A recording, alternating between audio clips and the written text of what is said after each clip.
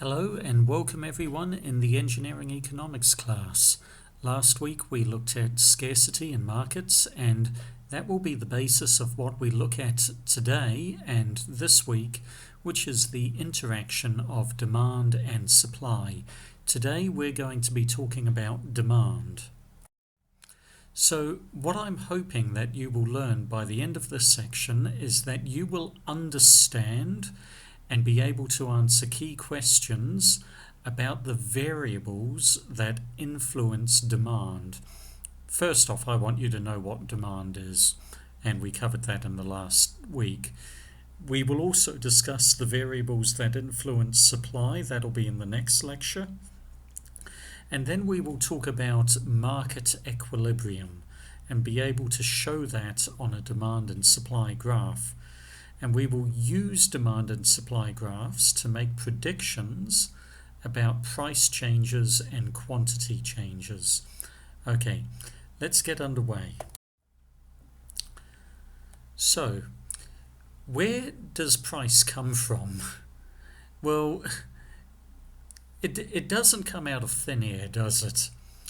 If you go to the supermarket during this lockdown, and you decide to buy an ice cream because the weather is getting hot, and you buy a Magnum, and I think the Magnums are, from memory, I think they're 2,000 dinar per Magnum.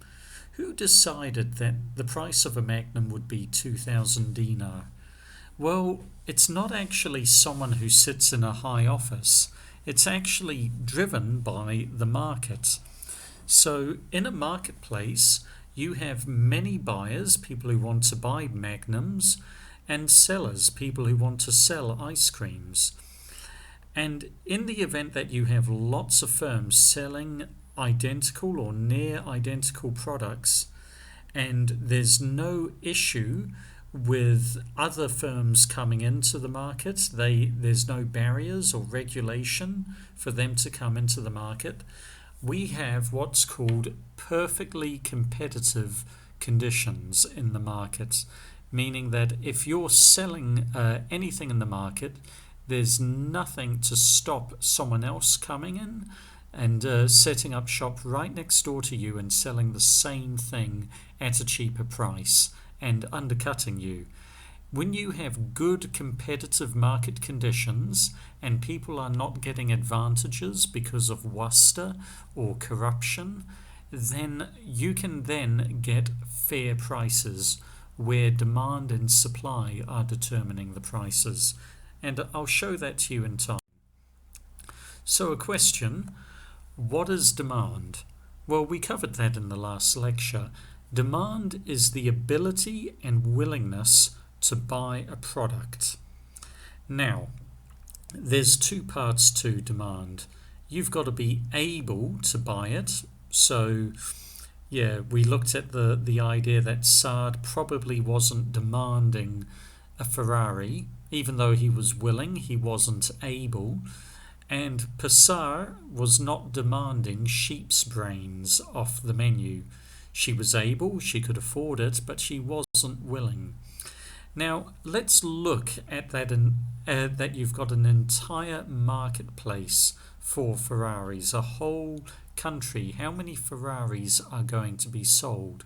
Well, it depends on the number of consumers who are able and willing to buy the product. Demand the product, in other words. Now, that demand, the quantity of Ferraris that a market will demand, will depend on the price. If Ferraris are really expensive, then there will be less Ferraris demanded by consumers. If they're cheaper, more people will want to buy Ferraris and be demanding them. They'll be able. So, that's what demand is. Now, I'm going to talk about a few key terms here. A demand schedule is basically a table where you list a variety of different prices for a product, and then in the next column you list the number of units which are demanded that people want to buy. So, for example, if we were trying to look at the demand for kerosene, or actually not many of us use kerosene, let's say gas bottles. Well, a gas bottle can vary in price. You could have on one schedule, you could have prices ranging from 5,000 dinar right up to 25,000 dinar.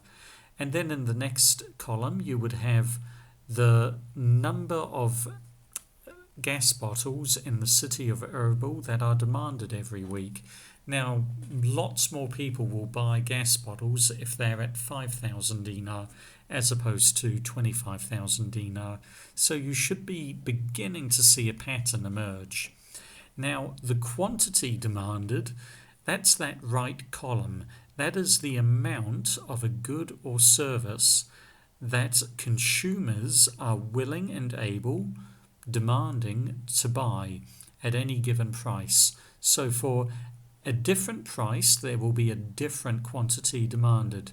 You could say that when the gas bottles are being sold for 5,000 dinar, the quantity demanded every week is 500 gas bottles. But when they're being sold at 10,000 dinar a week, the quantity demanded will drop. It will be 300 gas bottles a week.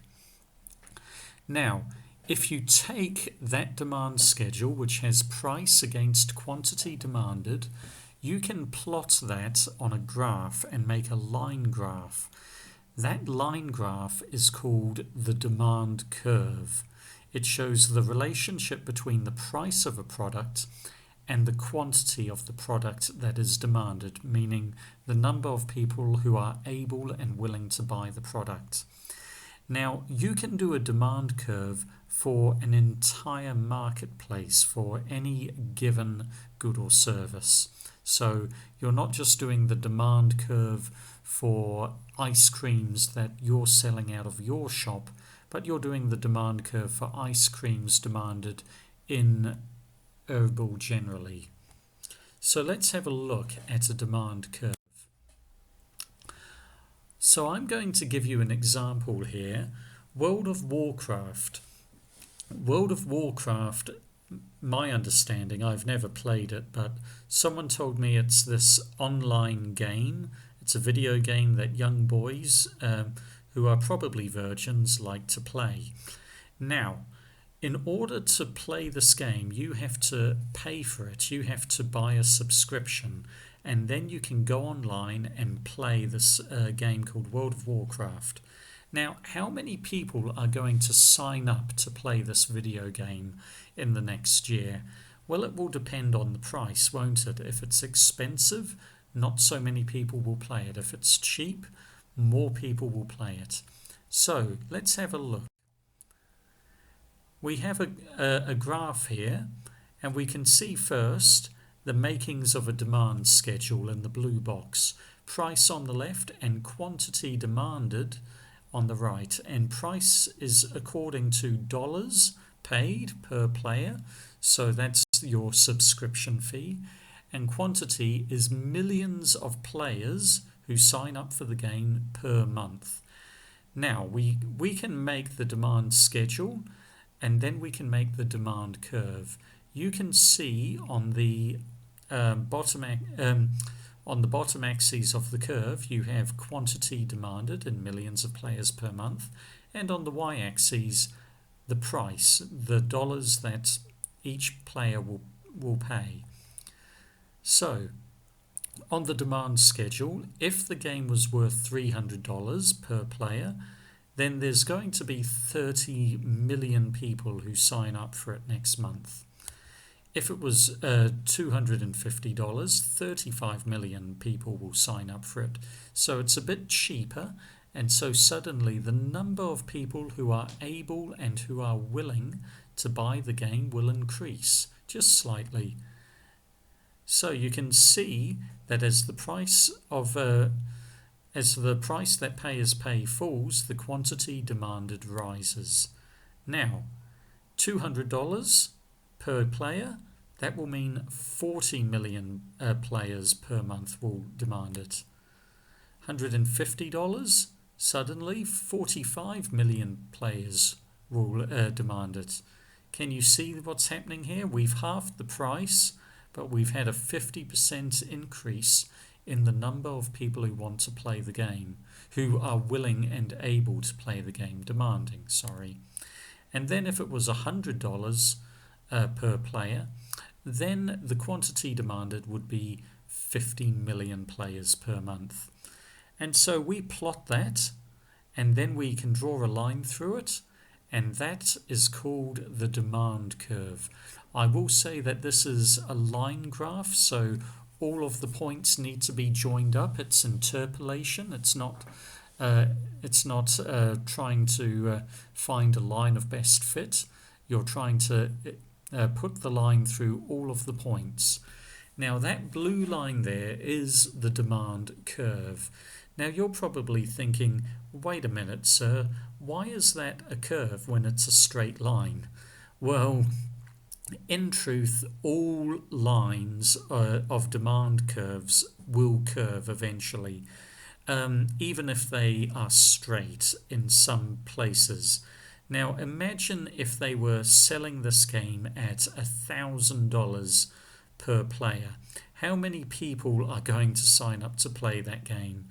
Probably only 500 people in the entire world, because people who are really addicted to the game, people who are very rich and just don't care about money, if it was $1,000 for a video game. Now, so you're saying 500 people would be the number of people buying it at $1,000. What if it was $5,000? Well, it's probably still going to be very close to 500 people, because if someone is that crazy and that able to pay $1,000 for a video game, they're probably just as crazy and able to pay $5,000 for a video game.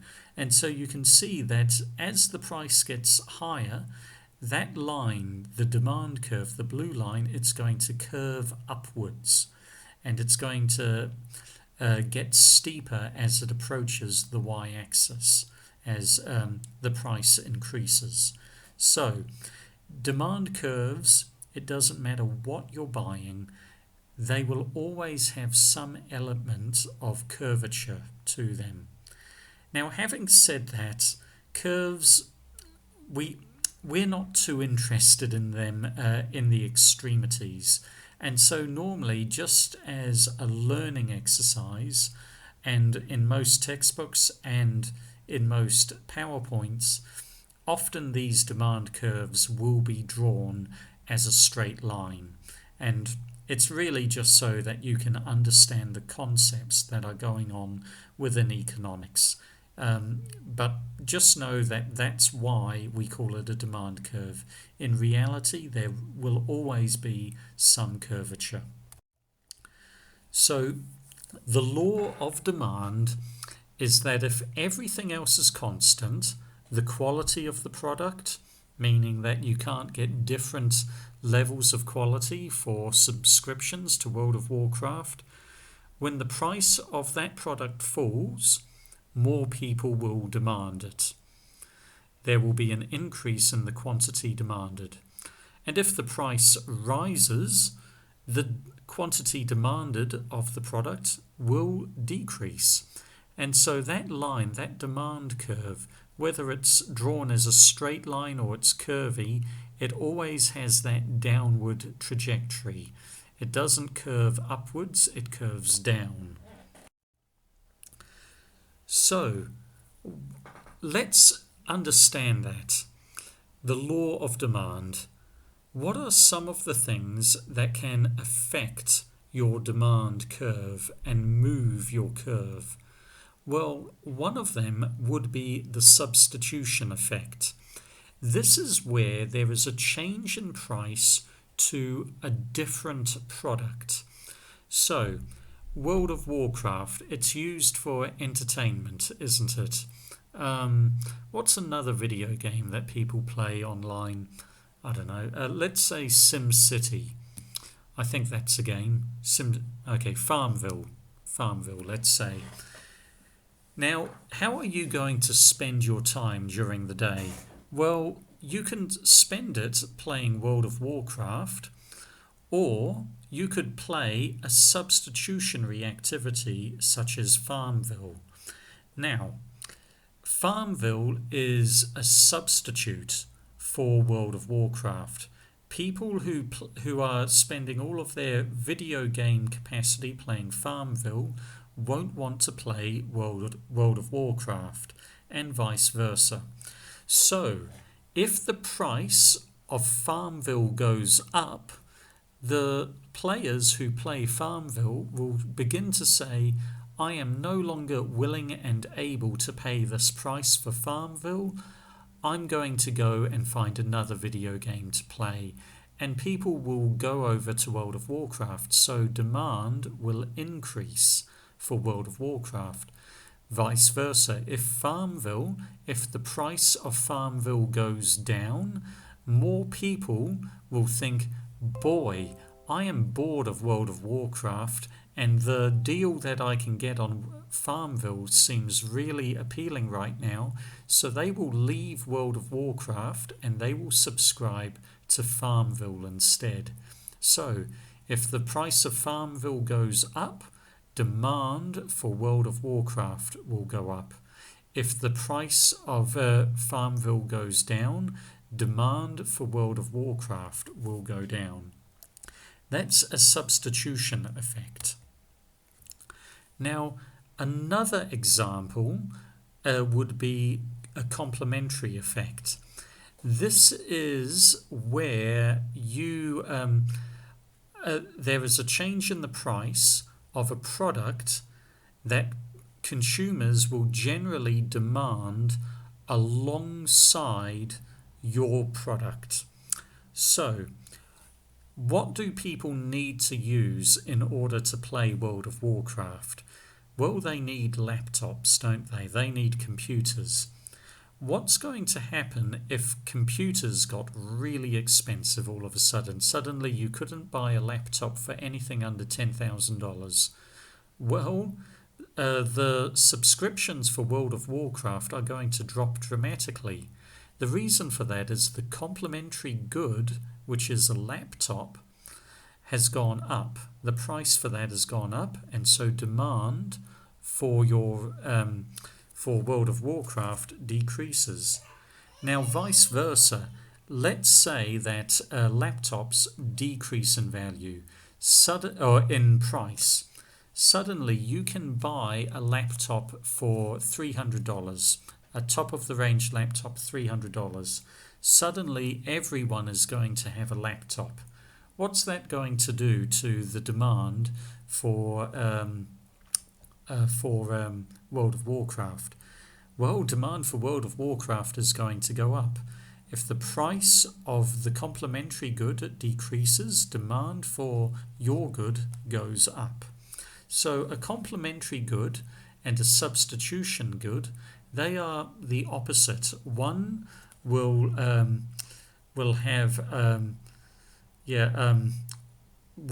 increase demand as its demand goes up, and one will decrease in demand as the substitute's demand goes up. So here's an example. Oh, sorry, I forgot the third one there. Another thing that affects demand is income.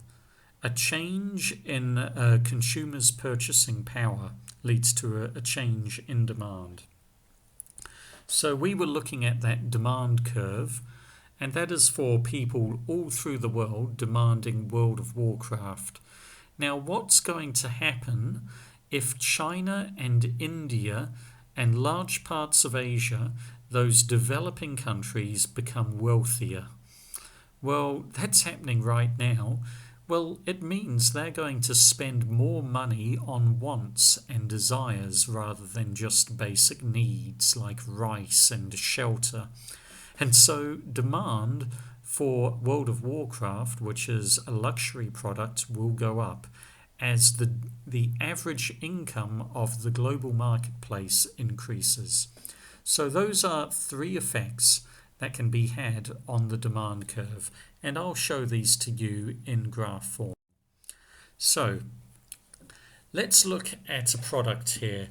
Let's say you are down at the bazaar and you're working in the bazaar because you failed UKH and you've got a job in the bazaar, and you're selling headphones. That's your product right there in the middle, those red headphones.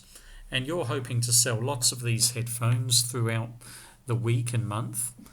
Now, what would happen if the price of MP3 players, like you see in the top left corner, that were also being sold in the bazaar, in the marketplace, what would happen if they came down in price? Well, more people will buy MP3 players. And if they're buying more MP3 players, they want headphones to go with the MP3 player. So demand for your product, the headphone, will go up. Now, what would happen if there was someone selling these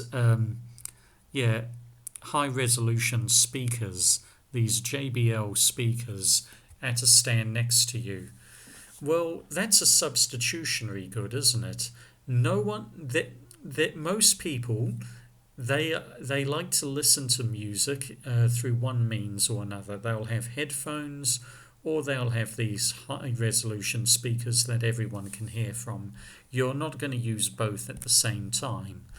And so it's a substitutionary good. If more people demand the JBL high-resolution speaker, there will be less demand for your product, the headphones.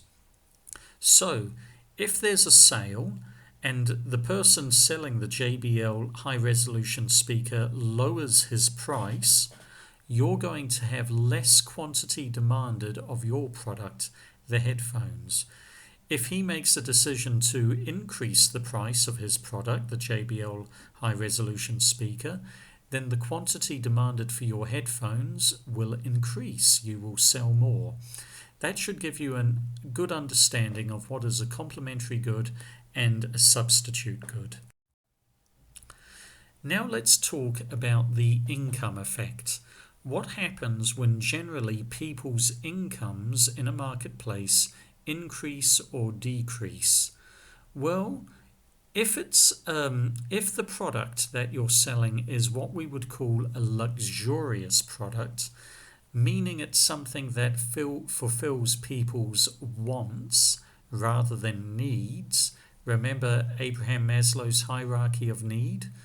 Then the quantity demanded will be a lot more sensitive. It will go up or down a lot more as income increases or decreases. If it's a necessity, it's probably going to stay the same, or it's going to vary very little if income increases or decreases. So let's look at these products down below. You've got rice, you've got ice cream, you've got doctor's visits, and you've got massage parlor visits. Which ones of these would you consider luxurious? Well, it's obviously the ice cream and the massage parlor. You can live without those quite comfortably. But if you were to go without doctor's visits or rice, boy, you're really going to be in desperate need of assistance, aren't you? Those are needs, those are necessities, right down at the bottom of Maslow's hierarchy of need.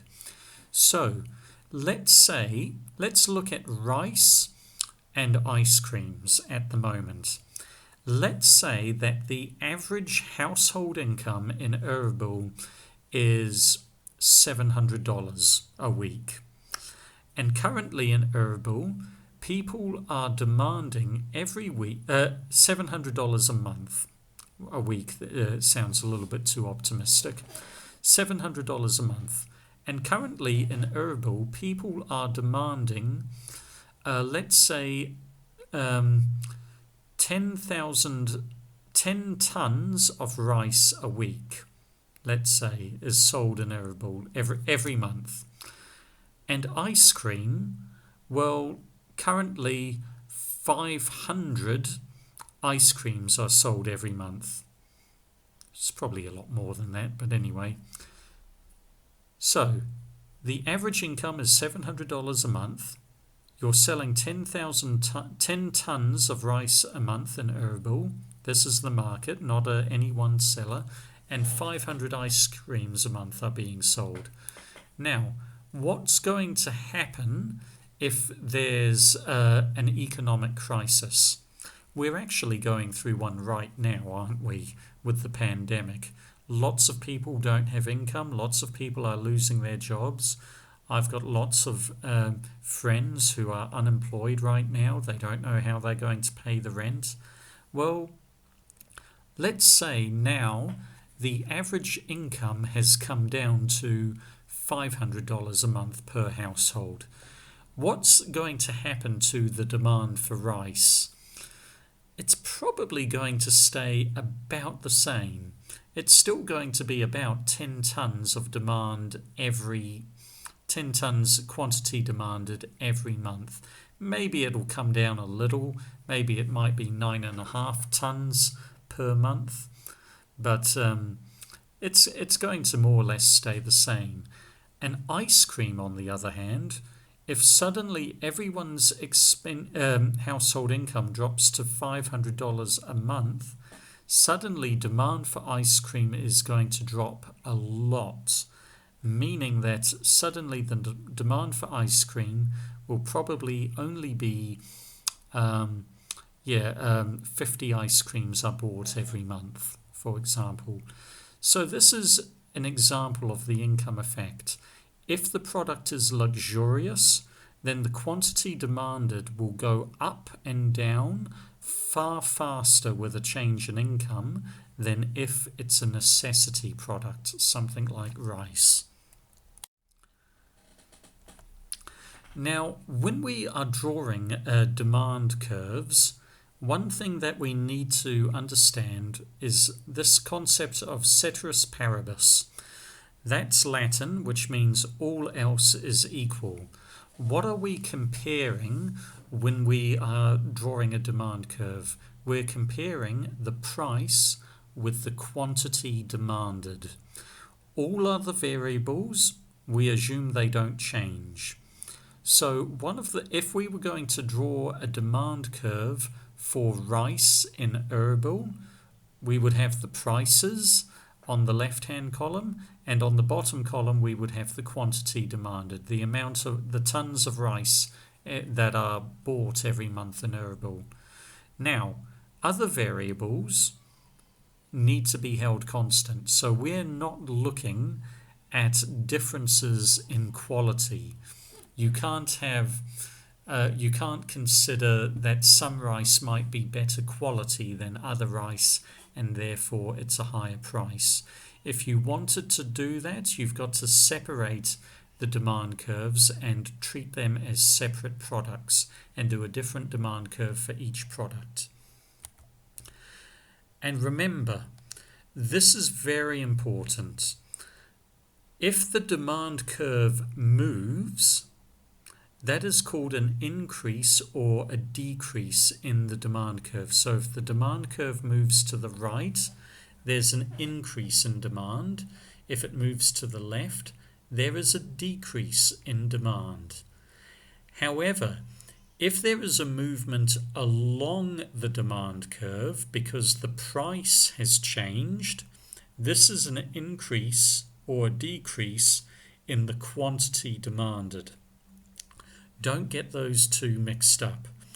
Quantity demanded and demand are different, and I'll show this in graph form too for you.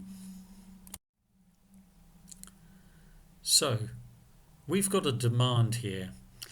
What's the demand for? Well, the demand is for video game subscriptions.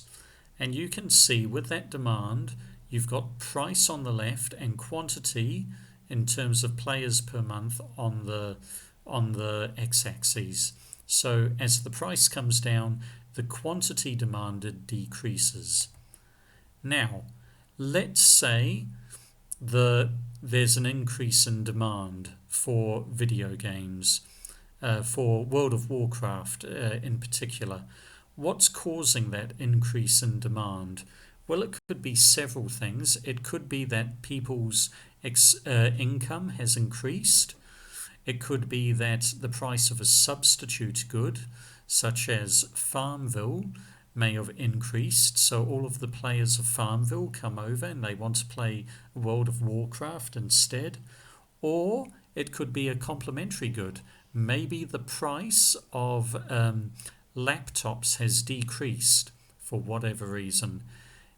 All of these things lead to an increase in demand, which means the demand curve shifts to the right. So if the price of World of Warcraft stays the same, the quantity demanded, meaning the number of players who play every month, will increase, even though the price does not change. So that's a change in the demand, a shift in the demand curve. Now, what would happen if there was a decrease in demand? Well, it's going to shift left to demand curve D3. So this could happen where there is an economic crisis and the average income of the marketplace decreases. Suddenly people don't have as much expendable income and they're going to spend a lot less money on things like video games because they're spending all of their money on rice and shelter. Or it could be that the price of a substitute good has increased, so the price of Farmville has decreased, and so more people will leave World of Warcraft and go over to Farmville, or the price of a complementary good has increased. If the laptops were $10,000 suddenly, there'll be a lot less subscriptions to World of Warcraft, so there will be a decrease in demand. So those are shifts in the demand curve. So remember, the variables other than price, those are the things that influence market demand. They shift the demand curve. If things move up and down the demand curve, the influence of that is price. So what are some of the variables again that influence the demand and shift the demand curve? Well, you have income. Now remember, we talked about we talked about luxury goods and necessities. There are also things which are considered superior goods or normal goods and inferior goods. So let's say I have one car park available to me where I live. That's actually true. I can't own two cars. Now, I currently drive a Peugeot 307. That's my car. Now, what's going to happen if I have an increase in my income? Suddenly UKH decided that I was worth more to them and they increased my income. Well, one thing I could do is I might get rid of the Peugeot 307 and I might go and buy a Toyota Land Cruiser, because that's a car I've always wanted. That is considered a superior good, meaning that as incomes rise, demand for this product increase. It is proportional to income. More people want it if they can. Now, on the other end of the scale, what happens if UKH tell me we're having to cut your income? The government's not supporting the university the way it was. We're having to cut expenditure. We're cutting your salary. Well, one of the things I could do to make ends meet is I could sell my Peugeot 307 and then I could buy a smaller, cheaper car, something like a Kia Pinto or maybe a Nissan Tida, a really sad, uninspiring car.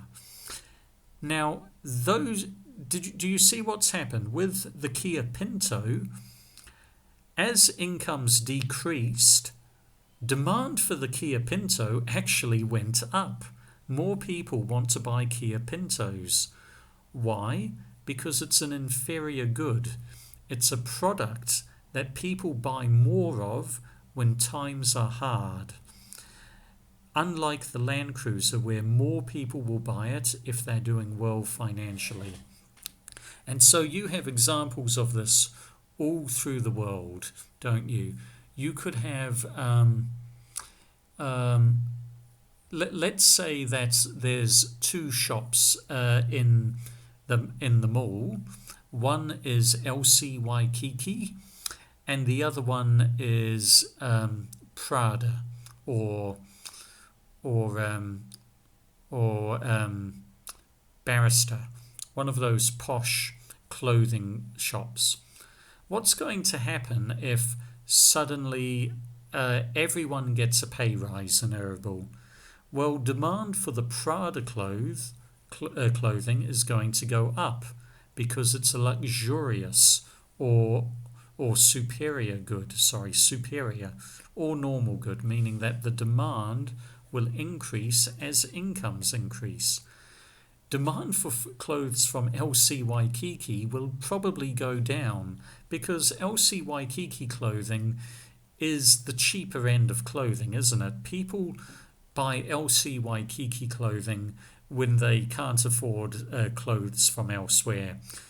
By the way, I buy all my clothes from LC Waikiki, so don't be embarrassed if you're wearing LC Waikiki, Belinda. Okay, that's an effect on demand caused by income. And then you also have the related goods, substitutes and complementary goods. If those prices change for those goods, then there will be a change in the demand on your product. So even if there's no change in the price of your product, the quantity demanded will change. It will increase or decrease depending on whether the price increases or decreases, and if the rival good is a substitute good or complementary good.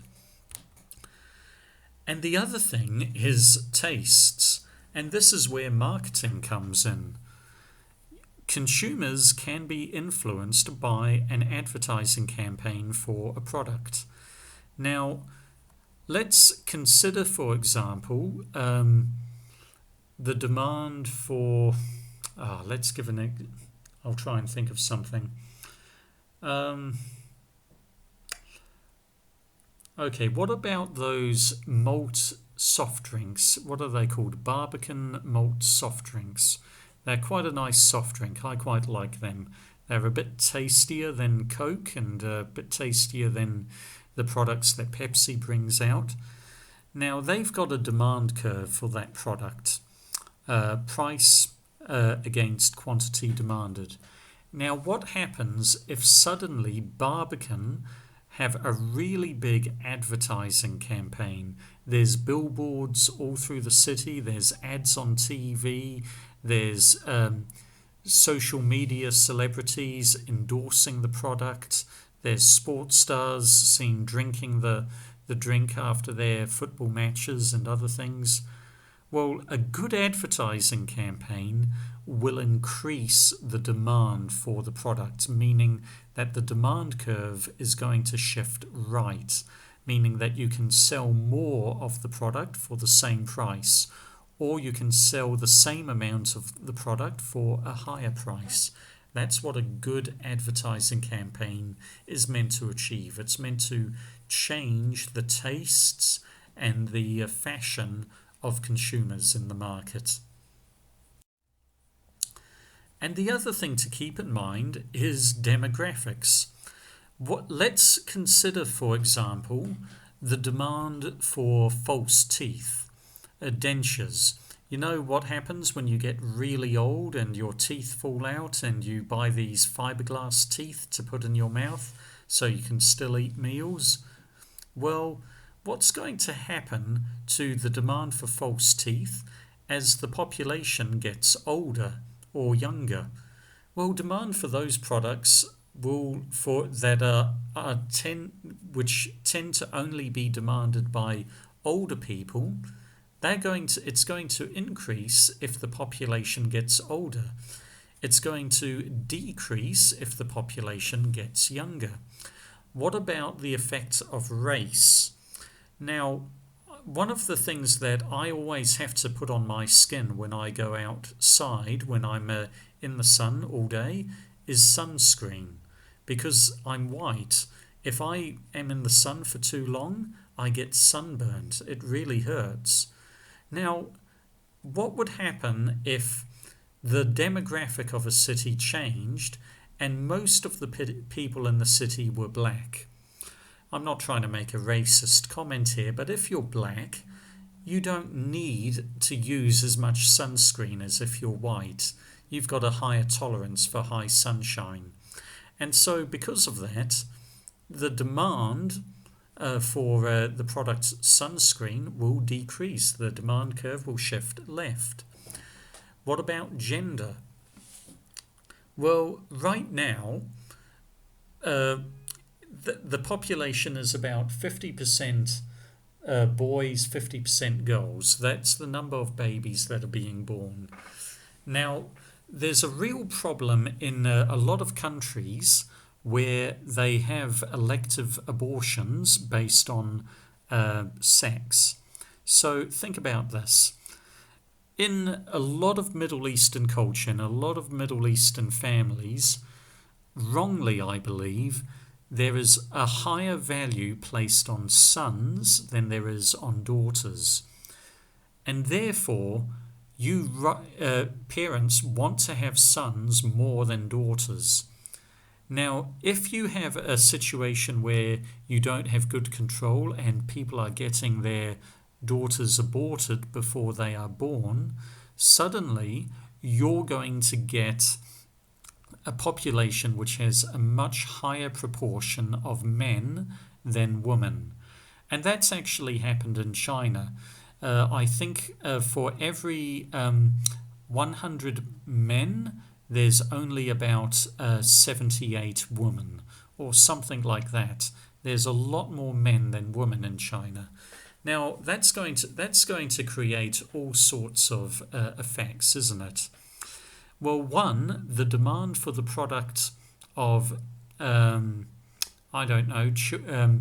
women's hairdressers, that's going to decrease because men, we don't go to women's hairdressers.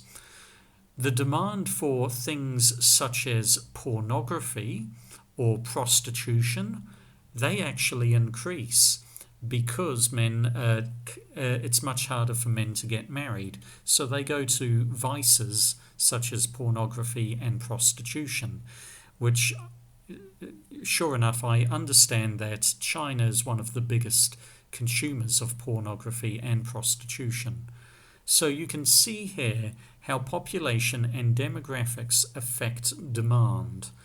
Final thing, if the population just increases generally, and we're not looking at the demographics, what are the age and races and gender of the population? If the population just increases, naturally demand will increase too. If the world's population increases from 7 billion to 8 billion, there's going to be more people who demand that monthly subscription to World of Warcraft. Now, the other thing that can lead to a shift in demand is expected future prices. Okay, let's talk about this. Last week, I went to fill up my car with fuel, and there was a big queue for fuel at the fuel station. Why was that? Well, it was because OPEC had a meeting. This is where all of the countries that produce oil got together, and they agreed that they were going to decrease their production of oil. Now, what happens if you decrease the production and the quantity is less? Well, you can see on the curve that the price goes up. Well, when OPEC get together, a lot of people realize that this is what they're going to do, and they expect that the price of petrol is going to go up. So what do? They go out and they buy petrol today before the price goes up. So if you have an expectation that the price is going to go up tomorrow, you'll go out and you will buy it today. Likewise, if you think the price is going to go down tomorrow, you will not go out and buy it today. You will wait. Currently, my wife and I, we want to buy a house in New Zealand. We're looking at houses to buy, but suddenly we've stopped looking. We say we are going to wait before we buy a house. Why? Well, it's because of the pandemic. It's because of coronavirus. That's having a huge economic crisis all over the world, and we expect that house prices are going to come down.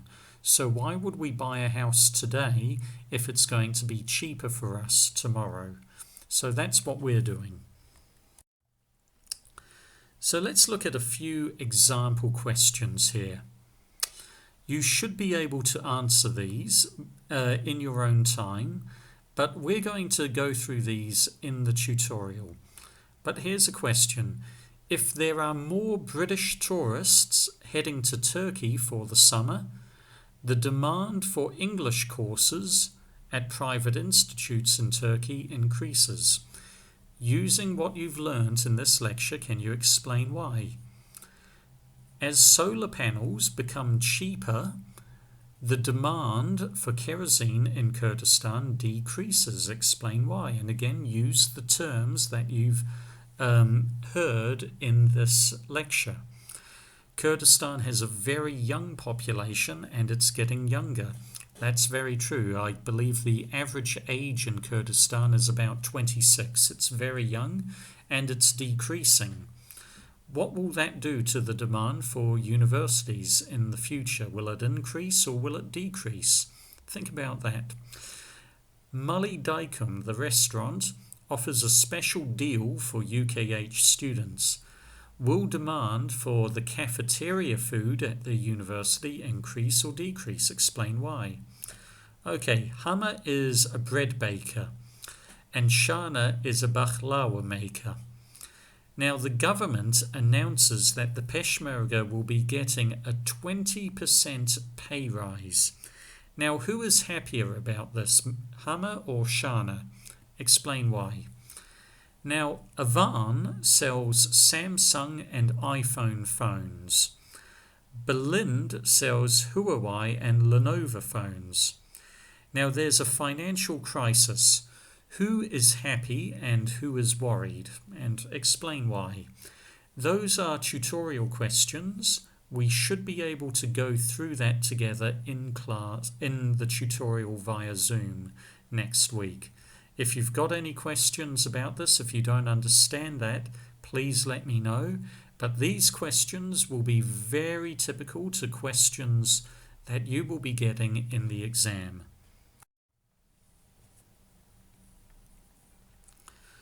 So, here we go again. We have an increase in demand here, which means that the demand has shifted to the right. So let's say that the good is normal or it is superior. That means when there is an increase in the good, suddenly more people will demand it. Consumers will spend more of their higher income on the good. What will happen if there is an increase in the price of a substitute good? Let's say this is the demand curve for Toyota cars. Well, what would happen if suddenly Nissan cars became more expensive? They're a substitute good. People will buy less Nissans and they will buy more Toyotas. What would happen if there is an increase in the taste for a good? If Toyota do a really good advertising campaign, and suddenly everyone's thinking, you know what, I don't want a BMW, I don't want a Range Rover, I don't want a Mercedes. The car I really want is a Toyota. And there's a real increase in demand. Consumers will be willing to buy a larger quantity of the good at every price. And what if there's an increase in the population? Well, this one's quite clear. If there's more people in Erbil, there'll be more Toyotas that are sold. More people equals a higher demand. The expected price of the good in the future. Well, I know for a fact that Japan is really hurting from the coronavirus epidemic. The economic impact of the coronavirus epidemic is hitting them harder than most countries. I suspect that in the future the price of Toyotas is going to come down. Therefore,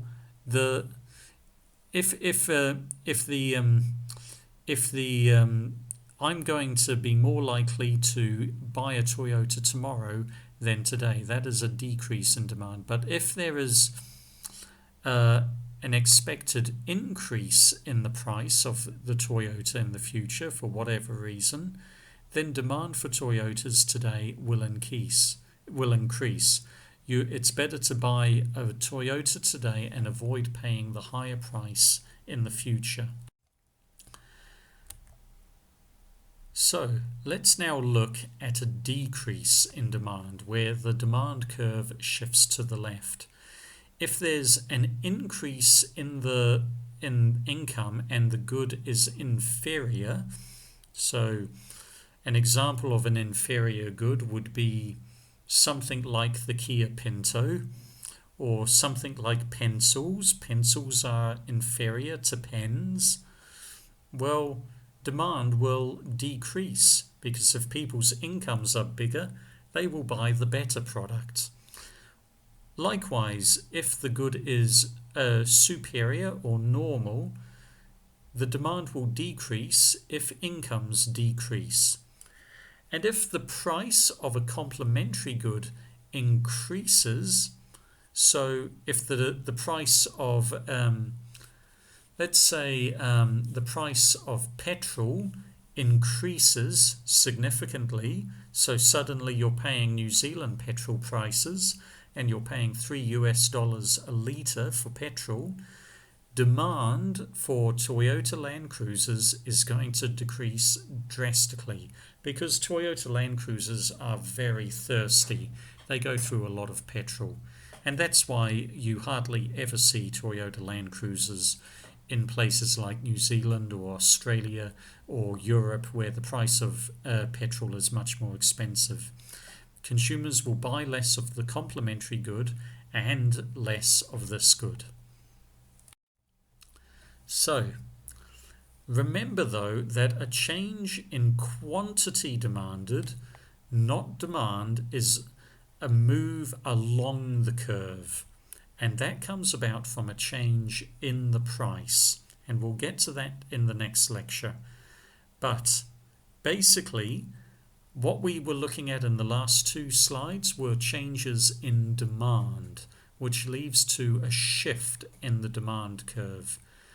A move up and down the demand curve is a change in quantity demanded.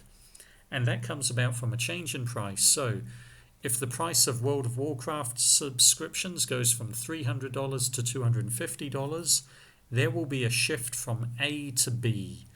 And rather than 30 million people subscribing, 35 million people will subscribe.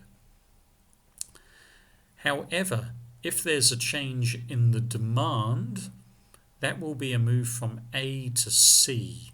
And this could be because of a change in incomes or a change in the price of a complementary or substitutionary good. That's a change in the demand curve. A to C is a change in demand.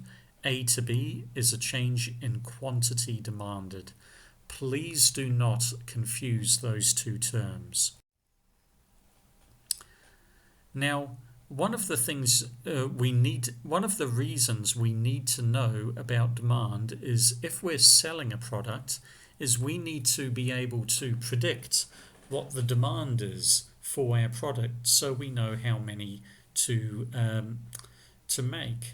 So Apple, for example, when they first made the iPhone, they predicted they would sell 10 million iPhones.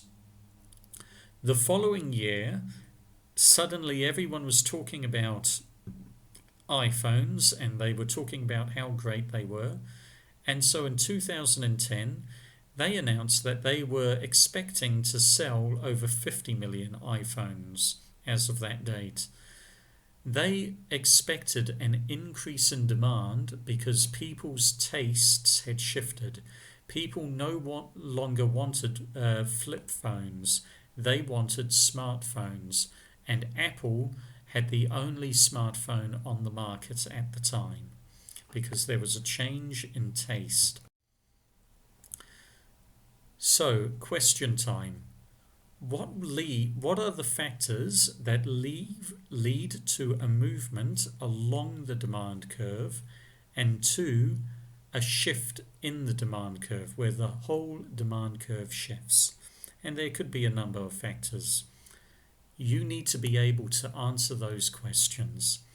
That's the end of this lecture.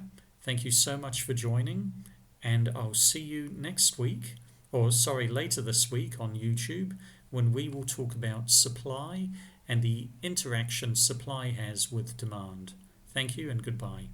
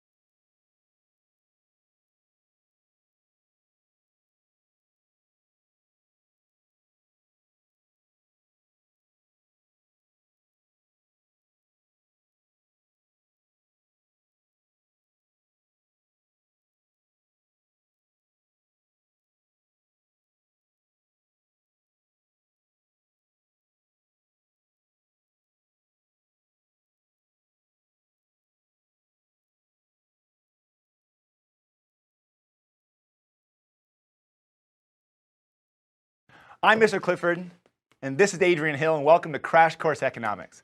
Let's start by talking about something that most people take for granted. Is it grocery stores? Is it The Simpsons? Is it GPS? Is it goldfish? Is it frogs? Oh, it's probably these strawberries, right? No, I was going to say markets. But strawberries are great. Yeah, but where do you think strawberries came from? The ground, the farmer, the market, the grocery store, the miracle of life. Now look around you. Where did all that stuff come from? And who made it? And why? Well, the answer is simple, but it's underrated. It's markets. And for most of us, farms and factories and stores, but mainly it's just markets. Can I have a strawberry now?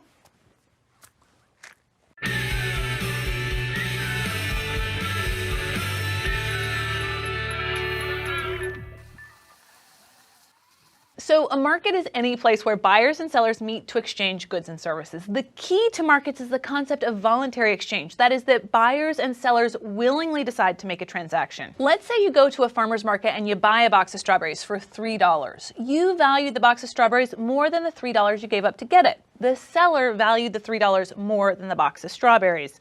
The transaction's a win-win because you got your strawberries and the farmer got his money. You both felt better off. That's voluntary exchange. This same process happens in the labor market. Say that instead of the farmer's market, you bought your strawberries at your local supermarket. The cashier voluntarily decided to work there. He values the $10 an hour he makes there more than he does sitting at home watching The Walking Dead. At the same time, the owner of the store values the labor of the cashier more than the $10 an hour she pays him. And so it goes on and on, all the way up the chain of production, from the driver that delivered the strawberries to the farmer that grew the strawberries to the tractor that the farmer purchased.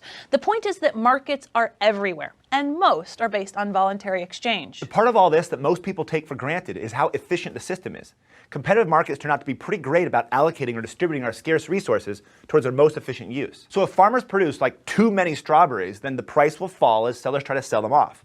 Lower prices means less profit to strawberry farmers, and those farmers will have an incentive to produce something else, like lettuce or Brussels sprouts. So if farmers don't produce enough strawberries, buyers will bid up the price, and the farmers will have an incentive to produce more, which then drives down the price. And that's like magic, except it's not. The information that markets generate to guide a distribution of resources is what economists call price signals. Markets also incentivize the production of high-quality products.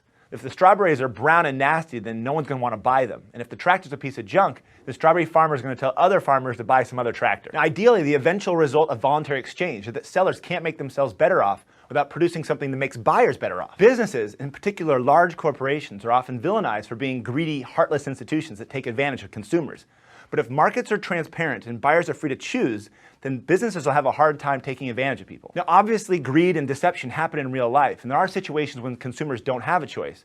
But for the most part, if you really don't like the policies or practices of a particular company, then don't shop there. After all, in the free market, every dollar that is spent signals to producers what should be produced and how it should be produced. We've established that prices and profit determine where resources should go. But where do prices come from? Who determines the price of my box of strawberries? To answer that, we're going to draw, get ready for it, supply and demand. Let's go to the runway. There's only one thing you should learn in economics, it's supply and demand. Let's use the market for strawberries to help us understand this concept. Up here on the y-axis, we have the price of strawberries. Down here on the x-axis, we have the quantity of boxes of strawberries. Let's start by looking at buyers and how they respond to a change in price. If the price goes up for strawberries, then some buyers will go buy blueberries or they'll go on that all-bacon diet. The point is, they're going to buy less strawberries. And if the price goes down for strawberries, then people are going to buy more. And this is called the law of demand. When the price goes up, people buy less. When the price goes down, people buy more. On the graph, it's shown by a downward sloping demand curve. Now let's think about sellers, like the farmer in the farmer's market. If the price of strawberries goes up, then that farmer will make more profit, so he'll have an incentive to produce more strawberries. If the price goes down, then he's not going to want to produce strawberries. That's called the law of supply. And on the graph, it's shown by an upward sloping supply curve. Now let's put demand and supply together. If the price is really high at $10, then producers would like to produce a lot of strawberries, but consumers won't want to buy them. This mismatch is called a surplus. And if the price goes down for strawberries, let's say down to $1, then buyers want to buy a whole lot, but producers won't have an incentive and they'll produce very little. Again, you have a mismatch, but this one's called a shortage. And there's only one price where the quantity that buyers want to buy is exactly equal to the quantity sellers want to sell. And it's right here where supply equals demand. The price is called the equilibrium price, and quantity is called the equilibrium quantity. Okay, sure your graph makes sense, but the price of strawberries isn't always $3. Sometimes it goes up to $6.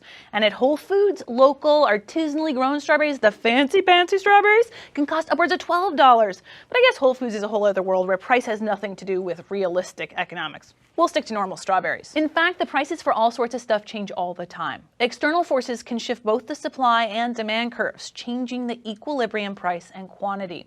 For example, let's assume that this graph shows the demand and supply of strawberries in the summer. What happens in the winter? Will the change in weather affect buyers' demand or producers' supply? Spoiler alert, it's supply. Colder temperatures make it harder to grow strawberries. The result is the entire supply curve is going to shift to the left. This is because at all possible prices, there would be fewer strawberries produced. That's it. This graph is just a tool that economists and everyone else use to show the results of a change in a market. I know it seems complicated at first, but there are really only 4 things that can happen in a market. Supply can decrease, supply can increase, demand can decrease, or demand can increase. Some people might want to talk about a price being fair or right. Well, that all depends on your point of view. The buyer always considers a low price to be a very fair price, while the seller considers it unfair, and vice versa. In general, economists don't really like to push opinions about about prices. Voluntary exchange suggests that the price is there for a reason. For example, assume the demand for strawberries inexplicably falls, so the demand curve shifts to the left and the equilibrium price and quantity fall. Farmers might go to the government for assistance, but most economists would argue there's no reason to bail them out. The market's spoken. Strawberries are so over. Furthermore, if the government helps the farmers by giving them a subsidy, it would be putting resources towards something that society doesn't value. That would be inefficient. Luckily, every reasonable person on Earth values strawberries, so they continue to get produced. Now, the downside is the supply and demand model only applies to analyzing strawberries. No, I'm just joking. It applies to all sorts of stuff. In fact, let's look at a market for a commodity known for its volatility, both because of its fluctuating prices and because sometimes it explodes. Gasoline. Now, when you see gas prices, they're moving all over the board. That's just demand and supply. For example, in 2014, the retail gas prices in the United States fell dramatically. Why? Well, it was demand and supply. The economies of both Europe and China weakened, which decreased the demand for gasoline, shifting the demand curve to the left. At the same time, new fracking technology and restored production of oil in Iraq and Libya caused the supply of gasoline to increase or shift to the right. The combination drove gas prices down by more than 40% per gallon. And that's it. Now you can tell all your friends you understand supply and demand. It's a big day for you. It's a big day. So markets and supply and demand are awesome. But sometimes they're not awesome. For example, we don't want to use the market approach when it comes to firefighters. 911, what's your emergency? My house is on fire. How much do you charge to put it out? It'll be $10,000. What's your credit card number? They're all melted. Okay, that one's obvious, but what about the market for human organs? After all, there's a huge shortage and thousands of people die each year waiting for transplants. Should there be a competitive market for human kidneys? A free marketeer would say, sure, why not? If a donor wants $15,000 more than he wants his other kidney, why stop him? Well, ethics. I mean, there's several problems that arise with an unregulated market for human kidneys. First is the moral question. Is it fair for a poor person who can't afford a kidney to die while a rich person lives? Well, probably no, not at all. Another problem results from the law of supply. When there's an increase in the price of kidneys, there's an incentive for people to steal and sell kidneys. In fact, the World Health Organization has stated payment for organs is likely to take unfair advantage of the poorest and most vulnerable groups, undermines altruistic donations, and leads to profiteering and human trafficking. I mean, all bad things. Now, that being said, why do 70% of American Economic Association members support some kind of payment for organ donors? Well, it's because you can solve some of these problems with the market approach, but the market must be regulated. Often, family and friends are willing to donate a kidney, but they're not a match for the patient. Economists generally support creating kidney exchanges, where pairs of willing donors are matched with strangers that agree to donate to each other's loved ones. In both cases, the supply of donated kidneys would increase, which would alleviate some of the shortage. Like we've said before, free markets are awesome, but they can't solve all our problems. Sometimes they need to be regulated, and sometimes they should be avoided. So there you have what for most people is the start, and for many, the end of economics. Supply and demand. Economists and politicians often like to refer to the interaction of supply and demand as laws, and we've done that too. But be clear, it's not an absolute law like the law of gravity. Well, as we've tried to point out here on Crash Course, economics is about human choices and their consequences. Even though supply and demand behave in a predictable way that we've seen in the models, we can't lose sight of the fact that both of them are reliant on humans acting as buyers and sellers. Our actions influence supply and demand in a way that they can't influence gravity, no matter how much we might want to. Whoa. That's After Effects. And that's something to keep in mind when you hear us or anybody talking about economic laws. Thanks for watching. We'll see you next time. Thanks for watching Crash Course Economics. It was made with the help of all these nice people. You demanded it, and they supplied it. Now, if you want them to keep supplying it, please head over to Patreon. It's a voluntary subscription platform that allows you to pay whatever you want monthly to help make Crash Course free for everyone forever. Thanks for watching. DF2BA.